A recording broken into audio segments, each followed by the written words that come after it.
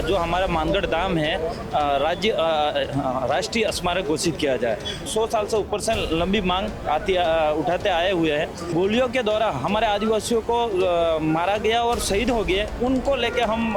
विरोध प्रदर्शन करेंगे। यहाँ पे एक 1500 आदिवासी शहीद हुए और ये डबल इंजन की सरकार और केंद्र की सरकार ये कह रही है कोई प्रमाणित नहीं है। मन्नालाल रावत है जो लोकसभा उदयपुर सीट से जीत कर आते हैं और उन्होंने राजस्थान पाठ्यक्रम में जो आदिवासियों का इतिहास और मानगढ़ का इतिहास जो है कक्षा 9 के अंदर उसको हटाने को लेकर केंद्र सरकार को पत्र लिखा था और केंद्र सरकार ने इस पत्र को मान भी लिया और उसको हटाया भी गया। अलग प्रदेश की मांग इसलिए कर रहे हैं कि जैसे मध्य प्रदेश, महाराष्ट्र और गुजरात और ये तीनों राज्य बड़े हैं और तीनों राज्यों के जहाँ ट्राइबल क्षेत्र है यहाँ से 100 किलोमीटर दूर हमारा उदयपुर बांसवाड़ा पड़ता है, तो हमारी फाइलें वहाँ आज जयपुर में आते आते बहुत देरी हो जाती है।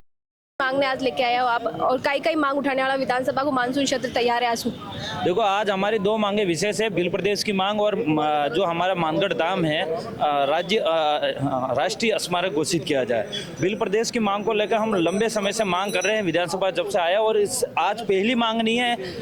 ये बहुत बड़ी मांग है और पूर्व में से लंबी मांग 100 साल से ऊपर से लंबी मांग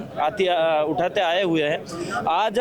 मानगढ़ धाम की इतिहास की बात करें तो मानगढ़ धाम जो हमारा 17 नवंबर 1913 के अंदर गुरु गोविंद के नेतृत्व में जो आंदोलन किया गया था, वहाँ पे अंग्रेजों और तत्कालीन शासनकाल में जो गोलियों के द्वारा हमारे आदिवासियों को मारा गया और शहीद हो गए, उनको लेके हम विरोध प्रदर्शन करेंगे यहाँ पे और इसका राष्ट्रीय दर्जा दिया जाएगा। और एक तरफ जो केंद्र सरकार है, लोकसभा के अंदर जो प्रश्न लगाया गया था माननीय सदस्यों के द्वारा, जो उन्होंने कहा कि जो मानगढ़ धाम है वो कोई प्रमाणित नहीं है, तो इससे ये साबित होता है कहीं कहीं एक 1500 आदिवासी शहीद हुए और ये डबल इंजन की सरकार और केंद्र की सरकार ये कह रही है कोई प्रमाणित नहीं है, तो ये कहीं के 1500 आदिवासियों को शहीदों का अपमान है, तो इसका कहीं के ये आदिवासी समाज बर्दाश्त नहीं करेगा। और इनका जो भाजपा के जो सांसद और एमएलए है वो भी कहीं के आदिवासियों के विरोध विचारधारा में काम कर रहे हैं। इसका एक उदाहरण मैं देना चाहूँगा, जो मन्नालाल रावत है जो लोकसभा उदयपुर सीट से जीत कर आते हैं और उन्होंने राजस्थान पाठ्यक्रम में जो आदिवासियों का इतिहास और मानगढ़ का इतिहास जो है कक्षा 9 के अंदर उसको हटाने को लेकर केंद्र सरकार को पत्र लिखा था और केंद्र सरकार ने इस पत्र को मान भी लिया और उसको हटाया भी गया। तो कहीं न कहीं ये सरकार की ये मंशा है, आदिवासी इसकी मंशा ये दिख रही है कि आदिवासियों को कहीं के विरोधी सरकार है ये। अच्छा, अलग प्रदेश की मांग क्यों है? अलग प्रदेश क्यों होना चाहिए? क्या लग रही है पूरा राजस्थान एक प्रदेश है, खूबसूरती आई है क्या अलग अलग तरीके का? हम अलग प्रदेश की मांग इसलिए कर रहे हैं कि जैसे मध्य प्रदेश, महाराष्ट्र और गुजरात और ये तीनों राज्य बड़े हैं और तीनों राज्यों के जहाँ ट्राइबल क्षेत्र है यहाँ से 100 किलोमीटर दूर हमारा उदयपुर बांसवाड़ा पड़ता है, तो हमारी फाइलें वहाँ आज जयपुर में आते आते बहुत देरी हो जाती और यहाँ से वापस विकास जाने में भी बहुत देरी हो जाती। वही स्थिति मध्य प्रदेश से भोपाल बहुत दूर पड़ता है, गुजरात के अंदर गुजरात गांधीनगर बहुत दूर पड़ता है, तो कहीं कहीं हमारा ट्राइबल क्षेत्र जो बीच का है,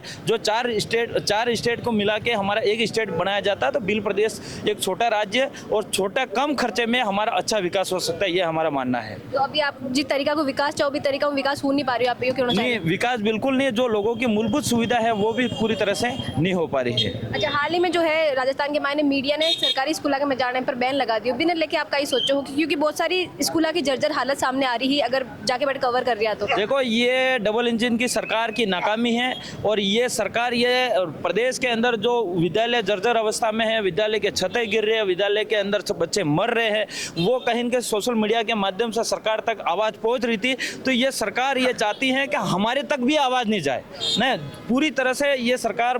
जो मीडिया आवाज़ उठा रहे थे उसको भी बैन करने में लगी हुई है और कोई न कोई गाँव के लोग जो समझदार थे, शिक्षित थे, वो भी एक मोबाइल के माध्यम से, सोशल मीडिया के माध्यम से सरकार तक पहुंचाने का काम कर रहे थे, उसको भी बैंड करा। तो कहीं न कहीं ये सरकार की नाकामी है, सरकार अपने विकास नहीं करा पा रही है, उसको लेके ये अंधेरे में प्रदेश को रखना चाह रही है, ये हम कहना चाह रहे हैं। समान नागरिकता संहिता बिल भी पास करने के लिए सरकार तैयारी के मायने है, लेकिन बिग मायने बाकी सब धर्मा के लिए अप्लाई करियो है और सिर्फ आदिवासी ने जो है इकली छूट दी गई। बिना आप क्या देखो, उसको लेके हम कल प्रदर्शन कर रहे हैं, इसी बात को लेकर।